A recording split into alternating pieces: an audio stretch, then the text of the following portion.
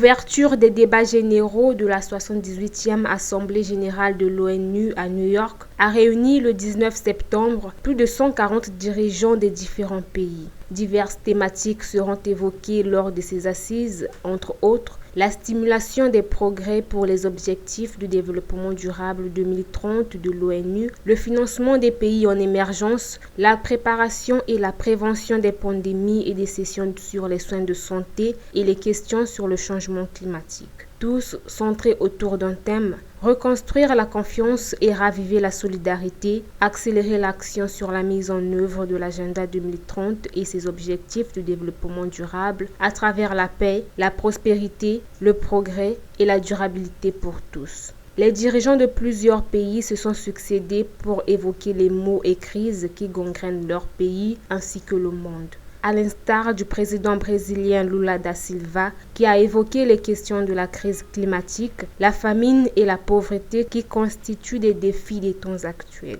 Étant le seul dirigeant sur les 5 des membres permanents du Conseil de sécurité de l'ONU, le président américain Joe Biden a martelé sur la rivalité entre la Chine et les États-Unis qui ne devrait pas générer un conflit et entraver le développement. Il a aussi abordé les questions sécuritaires du monde, notamment les coups d'État qui se perpétuent en Afrique de l'Ouest et centrale. Les tensions géopolitiques actuelles qu'offre nos jours l'image d'un monde divisé, une division exacerbée par la guerre en Ukraine, a justifié l'appel du secrétaire général de l'ONU, Antonio Guterres, pour une action urgente et ambitieuse en vue de changer le cap si l'on veut éviter non seulement la fragmentation des relations financières et économiques, mais encore et surtout l'accentuation des fractures géopolitiques. Les chefs d'État et le gouvernement ont jusqu'au 29 septembre pour décliner à la tribune des Nations Unies leur vision du monde.